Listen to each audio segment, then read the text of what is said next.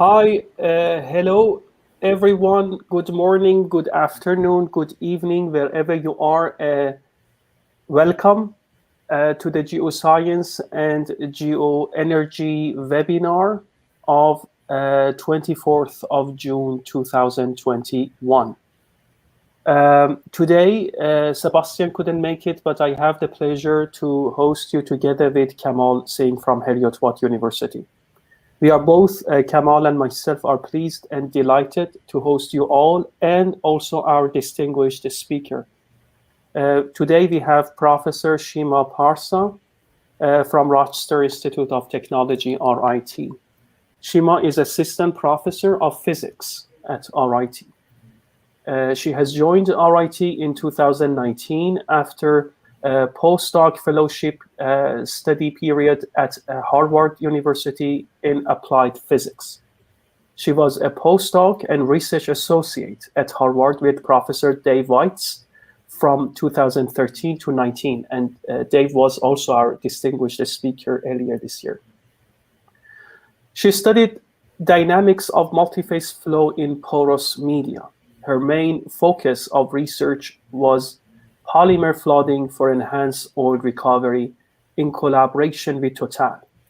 She has earned her PhD in physics also at Wesleyan University at USA.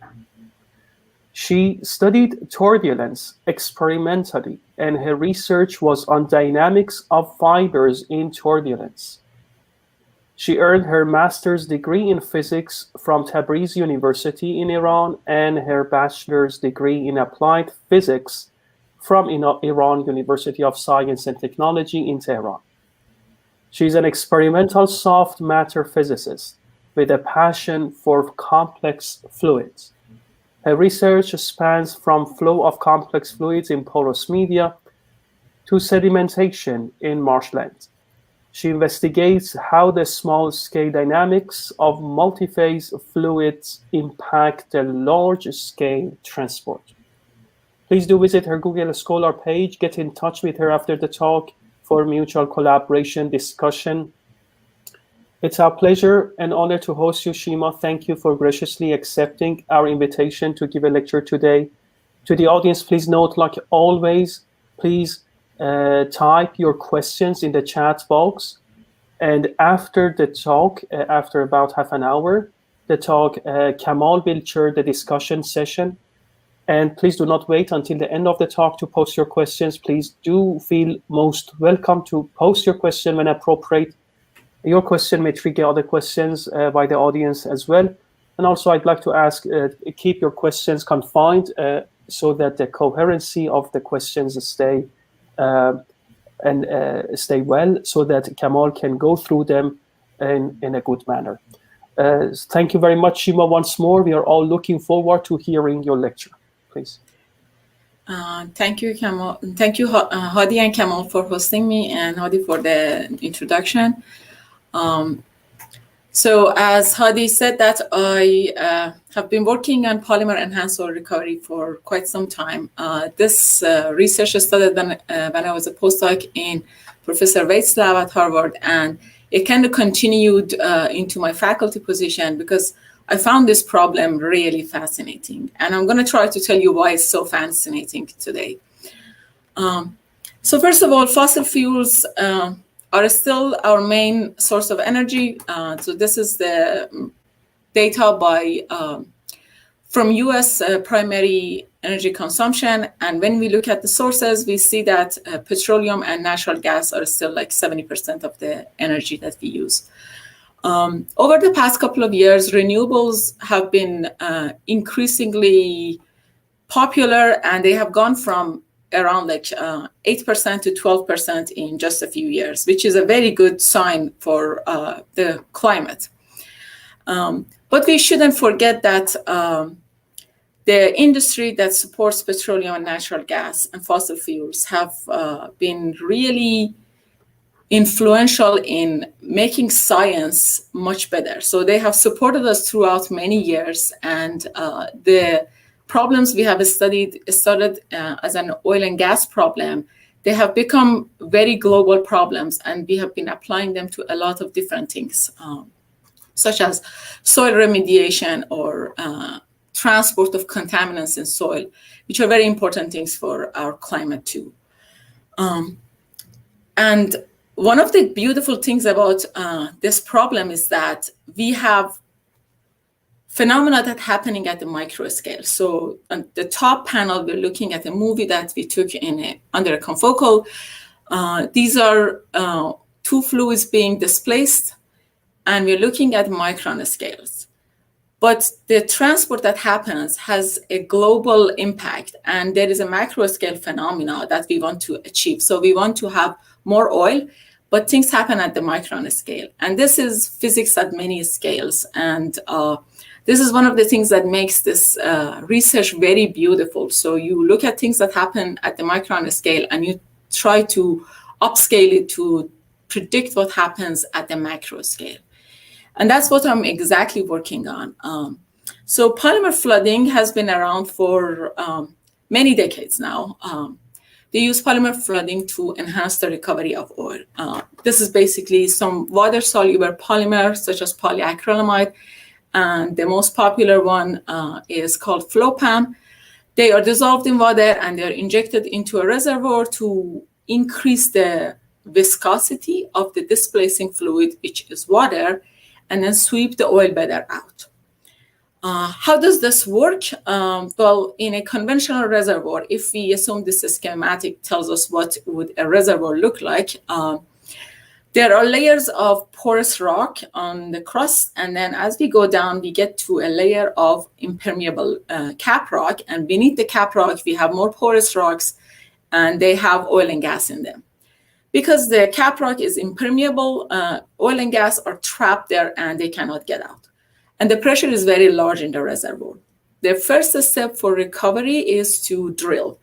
After drilling, because the pressure is smaller in the well compared to the reservoir, oil and gas starts flowing towards the well and they come out of the well. And as soon as the pressure drop is balanced, the recovery stops. At this point, we start pumping a fluid into the reservoir, mainly water, to push the oil out. So water goes into the porous rock of the reservoir, and it breaks into different pores and pushes oil forward until water pushes enough oil that it breaks through the entire reservoir and it reaches the production well. At this time, the recovery declines. So there is very little after this that can be recovered. So by pumping more water, technically you can, on paper, recover more oil if you increase the pressure, but that doesn't really work because it's not really economical and practical to increase the pressure of water. And after a breakthrough, we have very small recovery after that. In a typical reservoir, about 35% of the oil is recovered by this point. Now we are left with a reservoir that we have invested a lot drilling, and we have over 70% of our oil left inside the reservoir. Some companies decide to enhance the recovery by adding chemicals. And one of these chemicals that has been added a lot was polymer. Now we're going to talk about the tertiary polymer flooding. After the water breakthrough and after the reservoir is mature enough that we cannot recover much oil out of it, we can inject polymer into the reservoir. So the green arrows are the polymer.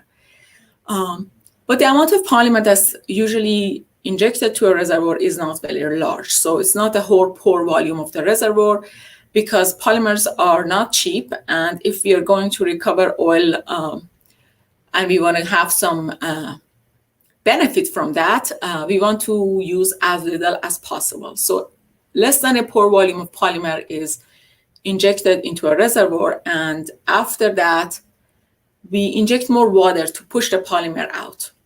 As polymer, which is higher viscosity than water, goes forward, it pushes on more oil, and then we have some enhanced recovery. This can result into 10 to 20% extra recovery, which is a very good sign. And it has been used for many oils that are low viscosity, because the goal is to have a more viscous fluid push on a less viscous fluid, and then we have a better sweep. We were approached a few years ago by our collaborator from Total that they have seen some unexpected recovery of heavy oils. So Enrique Santana, who's a researcher at Total, came with this problem to us, and he has been doing core flooding in his lab, and he has seen that sometimes you get recovery of very viscous oils that are 10 to 100% more viscous than the polymer solution that you're injecting into the reservoir. And this is not really expected because the role of the polymer is to increase the viscosity much larger than the oil and then have a better sweep efficiency. But in a few pilot experiments and in some of their core flooding experiments, they have seen increased recovery that they were not expecting. So this problem is interesting because the pilot experiments have looked at scales of kilometers, and the core flooding experiments have looked at the scales of centimeters. But all the physics starts to happen at the micron scale. So if we go from kilometers, which is the top panel, to core size, which is like around 10 centimeters, and then we look at the bottom panel, which is a CT scan of a cross-section of a core, you see that oil, those little black areas, oil is trapped in pores that are micron size. And we have to push water and polymer through these pores to get a better recovery. We decided that we're going to take what we have in the lab and look at this phenomena at a micron scale. The first step to study such a problem in lab is to make sure that we have a model system in the lab that resembles a core, and also it is something that we can image and we can measure things at the micron scale. So we make our own model rock, which is a 3D micro model of porous media. It's a packing of glass beads inside the quartz capillary. We choose the size of the glass beads between 20 micron to 70 micron in radius, and then this decides what's going to be the pore size. And we add tubing, as you can see on the bottom panel. This quartz capillary is around like 3 by 3 millimeters in cross section and a few centimeters long, and it's filled with glass beads, a porosity of around 45%.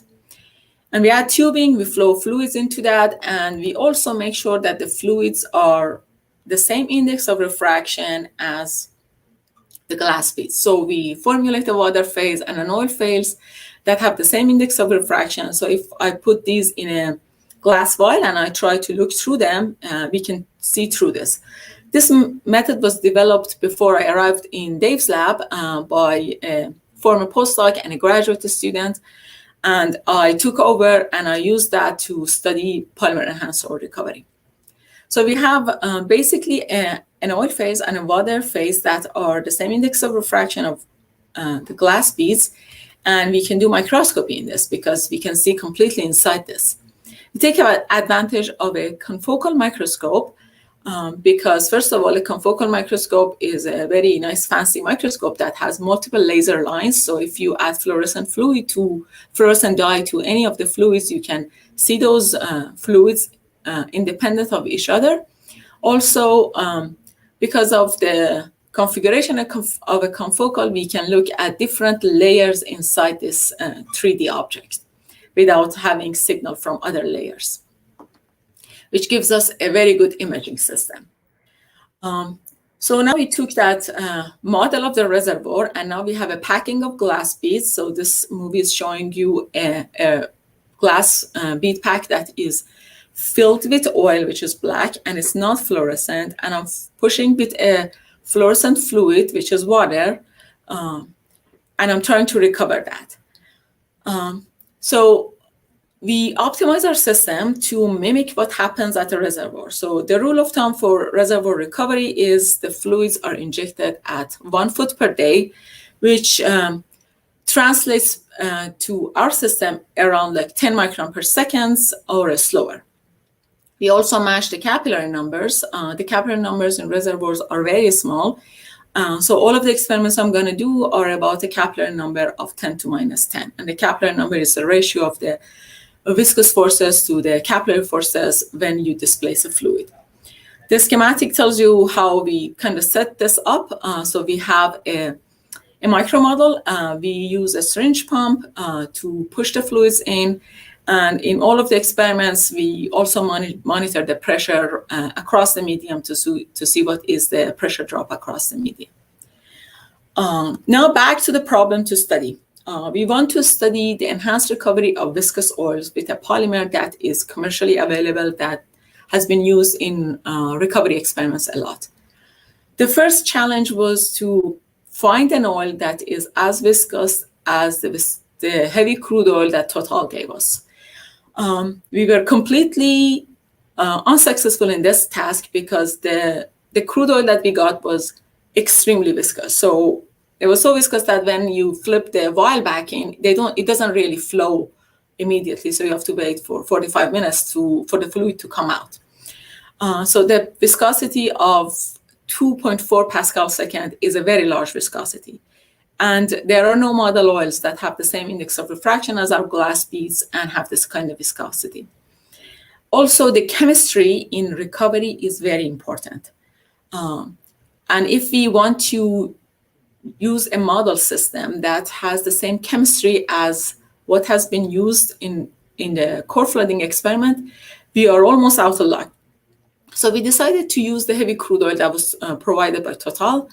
And we also used the polymer that they use in recovery. So we use a partially hydrolyzed polyacrylamide. The molecular weight of this polymer is 20 megadalton, and we dissolve it in water with salt. And we choose a concentration that is something that can be used in a reservoir.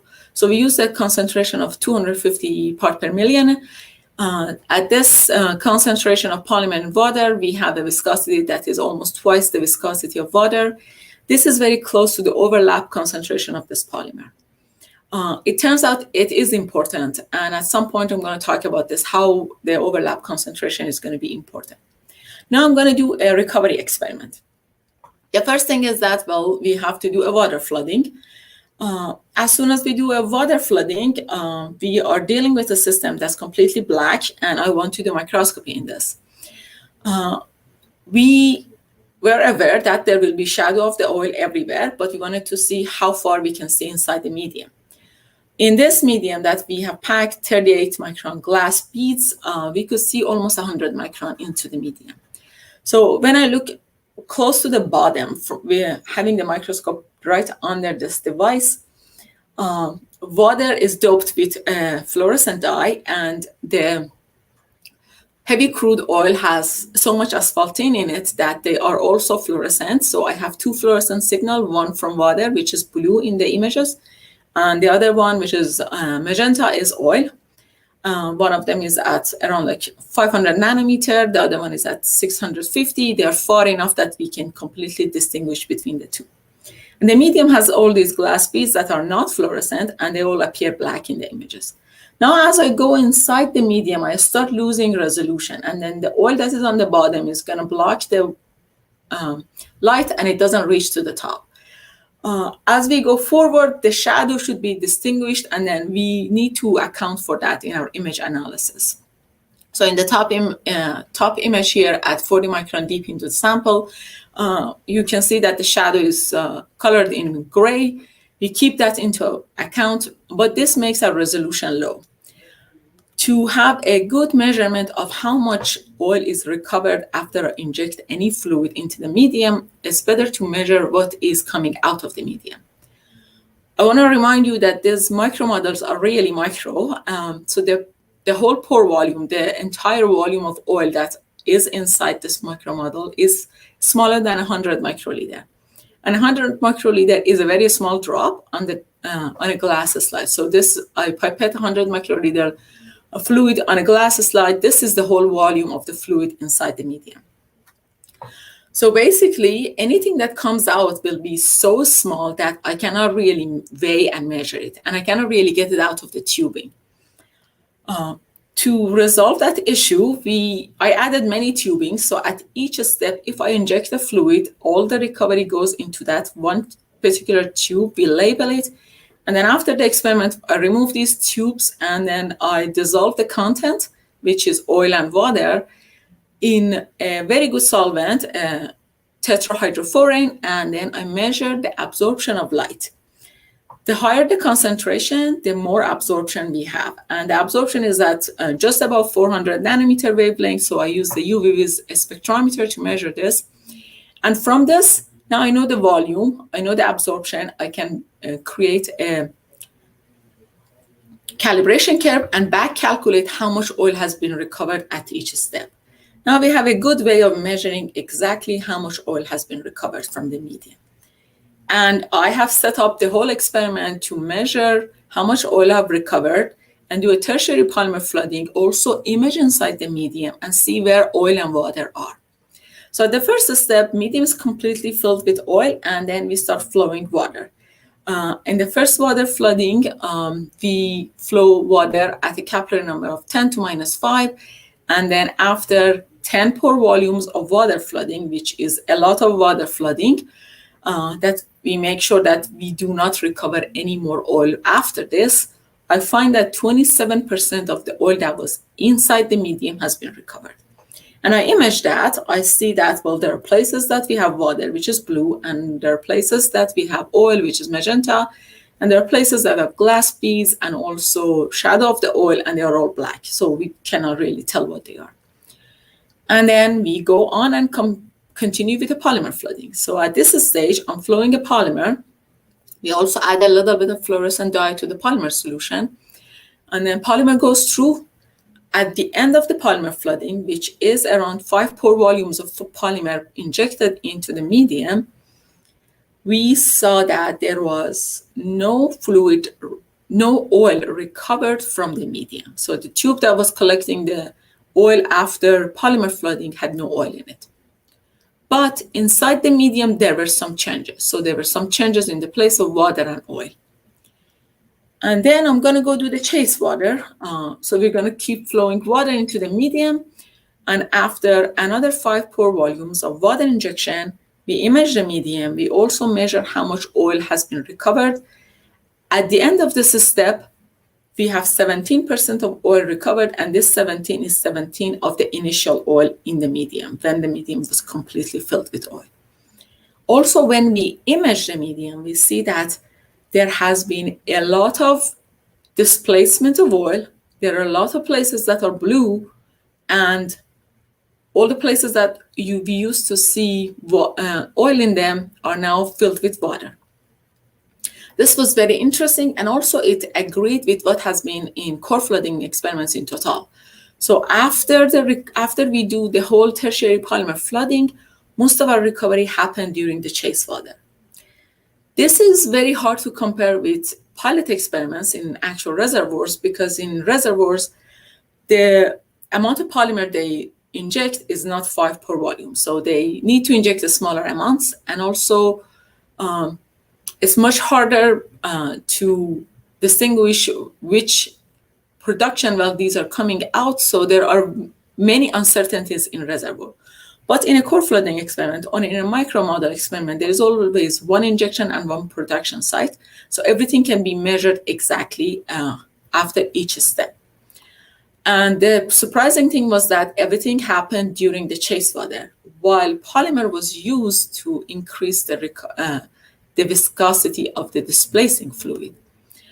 To understand what happens, we're going to go look at the basic physics of recovery. If I reduce my porous media into one capillary and I fill it with oil, in this schematic, it's in color white, and then I start pushing another fluid, which is water, in color blue, against the oil, we have the balance of a few forces. We have a capillary force at the interface because there is interfacial tension between the fluids. The capillary force scales with the interfacial tension and radius square, and we have a viscous force from water and a viscous force from oil, and they also scale with 1 over r squared, also viscosity and velocity. The displacement of oil by water happens at the moment that the capillary pressure is overcome by the viscous pressure, and we use a capillary number to define that. So if the viscous pressure is much larger, the capillary pressure the fluid will be displaced. This is not the only thing in recovery. There is also the ratio of the two viscosities, the first thing that we talked about. So looking at two different micromodels, one of them is filled, both of them are filled with a model oil, which is black. One of them, we keep pushing against the model oil with glycerol. The other one, we keep pushing it with a very low viscosity water. And you can see that if we have a high viscosity fluid pushing on a lower viscosity fluid, the interface is very stable and we have no viscous fingering. So the ratio of the viscosities matter too. The physics of displacement of oil by water can be defined by a few physical parameters. One of them would be the viscosity ratio, and then the interfacial tension between the two fluids, the contact angle they make, and the three-phase contact angle on the solid surface, and how fast we are flowing water into the medium. The interesting thing is that we found, obviously, the viscosity ratio did not change enough to have a stable front. Also, when I measured the interfacial tension of water, oil, crude oil, and then polymer and crude oil, the interfacial tension was barely any different. Also, if we deposit a drop of oil on the solid surface of glass, and then we let polymers surround it, it doesn't really change the contact angle once you have oil deposited on the surfaces. And in all of these experiments, I wasn't changing the velocity because I kept the Kepler number constant. And I was always using a syringe pump, and I always made sure that the velocity is not changing throughout experiments. So when I take these equilibrium phenomena and then I do all the bulk measurements on all of these things, like the contact angle or the interfacial tension, I have evidence that there should not be any recovery because of addition of this low viscosity polymer into the medium. But we just saw that there is so much polymer recovered after the chase water. So let's go back and look at these things. So in the first image, we had water displacing some of the oil, and then polymer didn't make a lot of changes. But once we had chase water, everything was very different. Between the first water and the chase water, polymer has done something in the medium. It didn't really recover oil, but something has changed. And it had an effect because in the first water flooding, we had a water breakthrough, and then we continued pumping water, and there was nothing else coming out. Then we went through the polymer and the chase water. It turns out that polymer retention has always been a problem in polymer flooding because who wants their valuable polymer to be retained on the surface of the rock? They want it to go forward into the reservoir and do something for them. But in many core flooding experiments, they have seen polymer retention. And the question is that, does it really matter in this case? So we took our micromodel and we designed a different experiment. We are going to measure how much the permeability of the medium changes after we inject more and more polymer into the medium. So we're looking at the graph of a measurement. Medium is filled with only water. We measure the permeability of the medium, which is basically Darcy law. You inject fluid at a constant flow rate, which is Q, and then you measure the pressure drop. You know what the viscosity mu is, you know the length of the medium, you know the cross-sectional area, and you calculate permeability, which is K. And then we inject two pore volumes of polymer at a high concentration. Then we flow more water, let all the polymer go out, we measure the permeability again. And yes, permeability has decreased almost around like 50%. And then we inject more polymer, and then we do the measurement again and again until 22 pore volumes. After all of these measurements, we see that the permeability of the medium continuously decreases, and then it starts to plateau. So obviously, if polymer goes into the medium, it can retain on the surfaces or being stuck in the different pores and clog the medium and change the permeability. But does it matter for the recovery of the oil?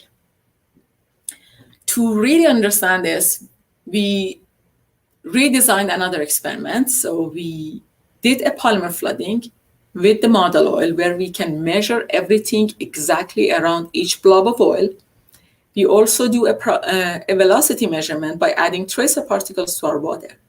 And we're going to do this experiment. We're going to do an initial water flooding, identify where oil is trapped, then measure velocity around the oil, then do a polymer flooding, and then do a chase water, and then do a polymer flooding, measure velocity around the oil, and then do a chase water, see if that oil blob has been removed or not. And then compare all the forces around this oil blob and see if we can describe the recovery of this blob of oil. This experiment was very tricky because now we have a model oil which is not as viscous as the crude oil, but we managed to take data over a couple of drops of oil inside the medium, and we measured what is the velocity around them. So here we're looking at glass beads that are black, and then I've painted the blob of oil in purple, so it's very distinct. And the blue arrows are showing us the velocity, and the length of the arrows tell us how large are the velocities. So around this particular blob of oil, we found that in the mainstream, which is where we have most of the fluid going through, there is around like 1.5 times increase of velocity. But in some of the pores, we had much larger. So the one that is circled in red, this is where we found that we have 8 times larger velocities. So it gives us a clue that things do not need to change everywhere in the medium. We don't need to have much larger velocities everywhere. But maybe in some places, it's enough to displace the oil. If I know velocity around an oil blob, I can calculate the gradient of velocity, and then from that, I can find the viscous stress. I can sum the viscous stresses. This is the force on the blob of oil, and then I divide it by the area, and then I have a viscous pressure. Also, we can measure the curvature. We know what the interfacial tension is, and we can calculate the capillary pressure. So for this particular blob of oil, the capillary pressure is around 280 Pascal. The viscous pressure before I inject polymer was around 15 Pascal. After I inject polymer, the viscous pressure is 140 Pascal. So this is an order of magnitude increase in the viscous pressure. And I'm just looking at one plane inside the medium. The measurement is very sensitive. So if I try to scan everywhere and I wait too long, I could be displacing the blob of oil just because of flowing the tracer particles around it. So we were sticking to one plane measurement. And from that plane measurement, we had an increase of order of magnitude for the viscous pressure, which is basically enough to displace that oil. But what is so particular about porous media? Why couldn't we tell that from only a permeability measurement across the medium? This has been seen in core flooding experiments, and we could have probably just explained it from that. The importance of this network in porous media is that we don't need to have everything happen everywhere. We just need some places increase in the viscous pressure. So in an experiment that we wanted to see what is the role of the network of porous media compared to looking at just one tube, we took a porous media, a micro model filled with glass beads, we fill it with water, and then we flow tracer particles throughout this. And we measure the velocity in every single pore in one plane. So this is a map of velocities. Everywhere black are the glass beads, and then the color green is 0 velocity, and then red is the largest velocity, which is around 80 micron per second. And we're injecting this at 15 micron per second. So first of all, there is a big heterogeneity. There are pores that have barely any velocity, and there are pores that are much larger. And when we take the average, we recover the injection velocity. This is very important. We always have the same average, but it's very heterogeneous. Not every pore gets the same amount of fluid. And then we did a polymer experiment. So we flow polymer into this medium, and then we flush it out with water. And we already measured permeability. We know that permeability has decreased, which means that we have polymer retained in the medium. Now, at the same constant flow rate of 15 micron per second, we remeasure velocity across the entire medium and compare it with before polymer retention. You see that, first of all, in a lot of places, we have much larger velocities. On average, the velocity has increased, which is intuitively right because in all of these experiments, I keep the flow rate constant. So if I have a tube that has a diameter, D, and then I let polymer being retained on the surface of the tube, and then diameter is smaller, but I still want to inject the same volume of the fluid just to maintain this volume, it has to go faster. And then it's the same phenomena here. We have much faster velocities and the average is higher. But the important thing is that if I take the difference between these two velocities, and I just look at the direction of the flow that's in the direction of injection, which is the dominant direction for this flow, you see that some places velocity has not changed. So the third panel tells us the difference. Wherever it's green, velocity is the same. Difference is exactly the same. If we have red, it means that velocity has increased after polymer. And if we have blue, it means that the velocity has decreased after polymer. This tells us that after polymer is retained, some places have high resistance. Water doesn't want to go through them. It has to change its path and then go through a different path. And in a reservoir where we have many, many connected paths and we have a lot of oil left in other places, this might be exactly where the water is diverting towards, and then it can push the oil out, and it's a reservoir. So there will be a cascading effect. Once you mobilize some oil, there will be a lot of differences in this, the configuration of oil, and you might be ending up with a lot of recovery that you actually did not expect. So we couldn't really see those clogged pores in the micro model because this polymer is like 100 nanometer large, and we're using 1 micron tracer particles to measure velocity, so we cannot resolve pores that are less than 4 microns. And then we partnered with Ahmad Zareh and Ariel Amir at Harvard and they did a simulation. So they simulated that porous media as a bunch of connected tubes, and they mimicked our experiments. So they said, okay, so we calculate the velocity everywhere in this porous media, which are a bunch of tubes, and then we start decreasing the diameter of these tubes. All of the tubes the same amount. And then we recalculate the velocity and take the differences. So in a simulation where they can actually manually go in and decrease the diameter of the tubes, they can exactly identify where we have clogging because of the polymer. And interestingly, all of these clogged pores are in black. And when we look at this, you see, first of all, everything is very heterogeneous. And also they create sort of an effect around themselves. So around each group of clogged tubes, we have an increased velocity and a decreased velocity. So this is still a work in progress, and we are still diving deeper into this and see if there are particular correlations that we can identify in this.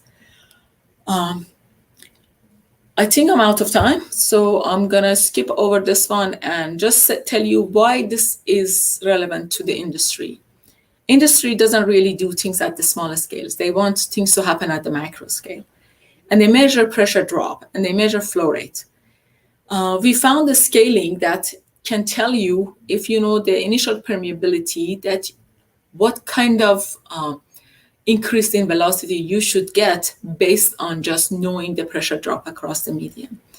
And it is important for the industry to take a bulk measurement and have a micron scale prediction and help them do a better modeling of what's going to happen in the reservoir. So in conclusion, for the heavy crude oil, we found that polymer retention can actually decrease the permeability of the medium and divert the flow and end up mobilizing oil inside the medium. I should acknowledge support from Total, and then China, University of Petroleum Beijing, Advanced Energy Consortium, and Mercek at Harvard during my postdoc, and my home institute at this time, RIT, which has been supporting me over the past 2 years to continue on this work. And my postdoc advisor, Professor Bates, and our collaborators, and my great students throughout the years. Thank you. Thank you very much, Shima, for this very interesting lecture. I did enjoy it very much. We have already some questions posted, but soon Kamal will take them. Are you able to unshare your screen so that you can see us? Can you try to go exit your presentation and then bring your browser back? I think I stopped. Okay, so do you see us now? I see you. Yes. Fantastic. So now, so Kamal, you're up. So please. Thank you, Hadi, and thank you, Shima, for this fantastic talk. So it's a great visualization and lots of different things, especially velocity fields and doing the complex science and physics there. Before I move on to, we got a number of questions there. I've got one curiosity question which comes from my limited knowledge in this microscopy. Is there any possibility of getting the pore size distribution? Like what I mean is, now what we're doing here is using the permeability field or the flow field to see where it's going. If we can overlap the pore sizes, that we can say, okay, this pore size is getting blocked, and maybe let's say polymer is going as a water wet system, it will take the smaller pore first, and it will leave behind. Only option is intermediate pores where the oil is sticking, and then you get, that's why you're getting more recovery. Any possibility of like getting this pore size distribution overlapped on the fluid occupancy? Well, this is actually my dream to do that. So I am, with the experiments that I showed, it wasn't, because we have two ways of visualization. One of them is to flow 1 micron tracer particles, which are large, and they don't really resolve over the pores because because of their size, they're excluded from the small pores. The other possibility is to dope the fluid with a fluorescent dye. And we tried that. But the polymer is not that dense, probably, that it allows the small molecules of dye to just diffuse everywhere. And at the end of the day, everywhere we had the same intensity, so we had the same pore sizes, which is, I don't think it's realistic. Mm-hmm. But I'm working on different experiments where we can tag the polymer fluorescent, and we can see the polymer independent of the other phases. Once we know that, we can map the entire phase space, and then we overlay the polymers. Then we can tell what are the pore sizes. But this data is not available yet. No, thank you, Shima. One more last thing. Is there any possibility of sintering the glass beads? Let's say if we do that, then we increase the complexity in the system by increasing, let's say, some sort of corners, making some pore corners, things like this. So these glass beads were monodisperse, and we actually sintered them because the crude oil was too viscous to remove them. But we did not sinter, we did not heat them up past the glass transition to change the shape. So they remain all spherical. The current work in my lab at this time, we are mixing them. We're mixing different pores, different bead sizes, to increase the complexity of the network and have a wider pore size distribution. And this has been so far very successful because we do not change the permeability much, but we change the pore size distribution a lot. Yeah. Mm-hmm. Fantastic. Thank you for answering this and clarifying this. We got a number of questions, so I'll move on to questions one by one. The first is from Andreas Valdez. He's got two questions, actually. He says, very nice talk, and he's got two questions. One is like, is it okay to assume that polymer injection modifies the mobility of the water phase? So your results, they show that the polymer changed the absolutely co-permeability.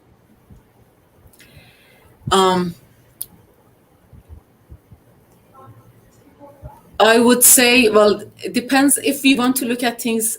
I would say yes, but it depends if we look at things static or dynamic. If we look at things dynamic, yes, but most of these quantities are measured in the static when we have everything at equilibrium. So it's hard to tell when you reach equilibrium, then you have the same mobility. But we are changing the mobility of water phase because we are diverting it into different pores, and it's going to go faster in some pores. So we are changing the mobility. And Okay, I think cool. this was the reason that we built on a lot of research that has done before us, and a lot of people have seen change in permeability, but it was never really directly connected to how recovery has happened, because we don't look at individual pores, we look at the entire medium, and then when you do the average doesn't change that much, but it's the individual pores that make a difference. And this is the thing that is missing from many of the bulk measurements, because average doesn't really reflect the local. Yeah, cool. So we got another question from Andres. He says, he's commenting about the repeatability of the experiments. So he says, you seem to change a lot the absolute permeability of the core. So maybe like, have you repeated the experiments and got something very similar results within some sort of distribution? Yes, so the error bars in the permeability are very large because we have looked at it in many different porous media. So to convince ourselves that the results were not due to some measurement uncertainty, we just repeated these experiments many times. And when it came to the recovery experiments, we always kept the value of the entire pore volume of the polymer solution. We inject constant, and then we measure permeability right after that. The one permeability plot I showed is over many empty cores. Okay, thank you. There's another one question from Leila Hashimi, and she says, thanks for the interesting presentation. On one of the slide number 40, how did you measure the velocity distribution in the micromodel? Yeah, I'm going okay, so to measure the velocity distribution inside the micromodel, we fill it with water, and then we float tracer particles that are suspended in water throughout the medium. And then we use a PIV measurement. For that particular slide, we did a PIV where, because we had the luxury of only a medium that's only filled with water. And this is a very good question, because measuring velocity with tracer particles can change the permeability by itself. So in an oil recovery experiment, you cannot really do a PIV measurement because you have to have very few tracer particles. And you have to make sure that these tracer particles don't go and stick to other surfaces and don't make any changes into the medium. So those are particle tracking at very low concentration. But the particular one on slide 40 is a PIV measurement with a lot of tracer particles. Okay. And there's a second question on a technical side, and she's wondering how could you take the high resolution image in the entire micromodel? What was the specification of your microscope or camera? It's more like a technical question. Well, it's a very good question, because it matters how you do your measurement. Yes, thanks, Leila. So those measurements are all on a confocal microscope. The confocal microscope is a very good piece of equipment. I really appreciate it after years of working with it. First of all, it has an automated stage that you just program it, and you have a large micromodel. It starts scanning 1 millimeter at a time and then stitch them all together. And also it has a detector that is very sensitive, and it has multiple lasers. So you can choose a lot of different dyes. So for those experiments, some of them were fluorescein, some of them were rhodamine, and you have lasers from like 400 nanometers to 600 nanometers, and you can do a lot of measurements with a confocal microscope. Yeah, so that is if you have access to a confocal, that would be a good piece of equipment to use. Do you acknowledge that also in your acknowledgement part of your papers? Because it looks like that the camera is doing a lot. Well, I can tell that this measurement was not really possible without the confocal. Well, Leila is a PhD candidate at Delft, so I know what her struggles with the high-resolution cameras. And Okay, so there's a question about pore-scale shear rates from Mahsin, Ms. Rai Yigan. I'm sorry if I'm pronouncing your name incorrectly. So it says, thanks for the inspiring talk. So different velocities in pore scale in the pore space can mean different shear rates, and as a result, different viscosity, polymer viscosity. Do you expect this to have any effect on your results of the shear rates? Okay, so Mohsen, it's a very good question. It is very important to know the shear rate in every single pore in a measurement. So there are recent publications that they have seen elastic turbulence in 2D porous media in microfluidics devices.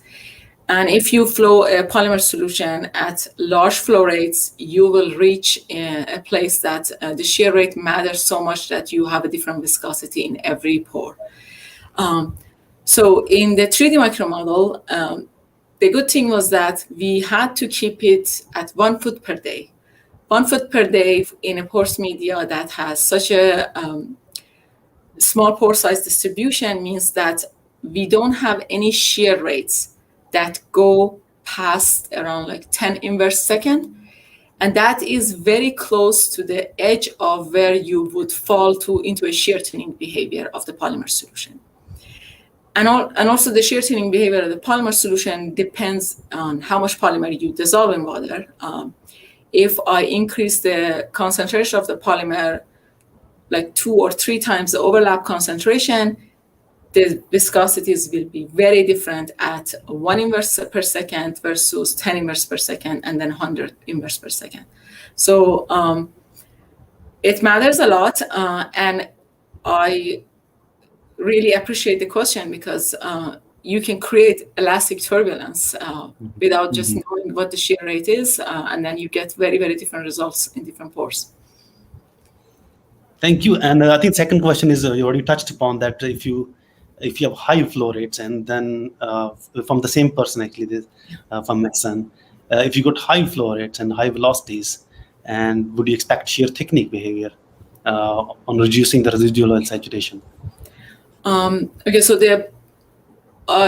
so yes, if we increase, but the polyacrylamides are extremely shear thinning. Yes, so if we increase the flow rate, we will hit the shear thinning regime of the polymer solution. Kamal, may I ask a question as well? Yes, because it's hard not to ask question when this is so engaging topic. You know, Shima, I wanted to just take you a little bit to the higher level of this research and see in the lab we do core flood experiments. Now you do microscale modeling, and you already also mentioned in industry we may be also interested to see how would be the effect in the field when you do this sort of polymer flooding. Would you think that the same phenomena would be observed if you would do core flood experiments? Would you be, or how would it relate, or how could it complement the micromodel studies? So our works was tandem with Total when they were looking at core flooding experiments. Oh. The thing that we could measure and compare with each other was to, first of all, make sure that we always see the same kind of permeability behavior in an empty core, not in a core with oil. In an empty core, we could see the same permeability reduction. The advantage of core flooding is that it's a larger volume, so you can actually measure what comes out of it much better than what we do. So in a core flood experiment, you can definitely measure how much polymer is coming out. We tried it very hard here. So we collect the polymer and then we took it into a TGA instrument, and within the measurement uncertainty, we couldn't really tell how much polymer has been absorbed. But in a core, you have a much larger volume. You can do a much better measurement than us. And also, cores can be also, I don't know if you have access to, you can always use micro CT on a core. Mm-hmm. And distinguishing, well, the micro CT is not as fast as an optical imaging. So measuring velocity is not that easy, but you can always measure permeability and also the places that oil has been removed. Mm-hmm. So there was an attempt to work with Schlumberger, get them to do NMR and then tell us where the polymer is. Well, that's I left Harvard and then don't work with, and then pandemic hit, so no more work with Schlumberger. But in a lab that you have access to more than just a microscope, you can tell where the sort of, you can tell like where the polymer is by doing NMR measurement on it, and you can do a micro CT. So these are all the complementing methods that in a larger scale oil and petroleum lab you can do this. Sure. And but also in your system you could also reproduce with models or very simplified models too, right? So the microchip also gives you the luxury to be also somehow numerically or with computational method also to be reproduced. Yeah, so the micro models go very well with the simulations, because once you measure something there, you can also measure it in the simulation, and then you can really understand every little detail. Mm-hmm. And well, this working with the oil industry, I have really appreciated how different the scales matter. So you want to have a lot of measurements, and you want to have a big collaboration. Yeah. Thanks a lot. So Kamal, do you? Oh, okay, so I just wanted to ask one last question, but before that, I had one comment that once we wanted to try this high viscosity oil, we had a very delicate system which didn't like this 1,000 times the water viscosity, and you using 2.5 times of our oil what we were using, because we had very soft and delicate connection that time. Yeah. She mentioned it takes about 40-45 minutes to have to flow it out. Yes. Yeah. And Shima, why would you produce that oil? Really? I mean, leave it. Go somewhere easier, I would say. Kamal, please. 1 minute, last minute. Please, yes, go ahead, please. Yeah. So I was just wondering, Shima, if you have tested the effect of temperature on these measurements. Well, I really cannot measure that on the micro model. We cannot change the temperature on the confocal more than, we can go like in the biology temperature, so like 37 degrees versus 25 degrees. But pressure and temperature is something that core flood experiments are the ones to do that. Okay. Very nice. So if the time is up, Kamal, if I could just get back the stage. Thank you very much, Shima. Thank you, Kamal. And thanks the audience for the great questions and the discussion. I did learn a lot. So I'd like to also take the chance and introduce our next speaker, who is Professor Rafaela Okone from Heriot-Watt University. And Rafaela will give a lecture about engineering the energy transition, the role of responsible technology. So until next week, the same time, 4 p.m. Central European, 3 p.m. British time, 7 California, 9 Texas. What's the time in your? It was 10 a.m. 10 a.m. So stay, please, first happy and healthy, and also tuned into our channel for another geoscientific and geoenergetic talk. So stay well, and thank you very much. Thanks, Shima. It was a great lecture. Thank you. Thank you, Shima. Thank you. Bye-bye. Bye.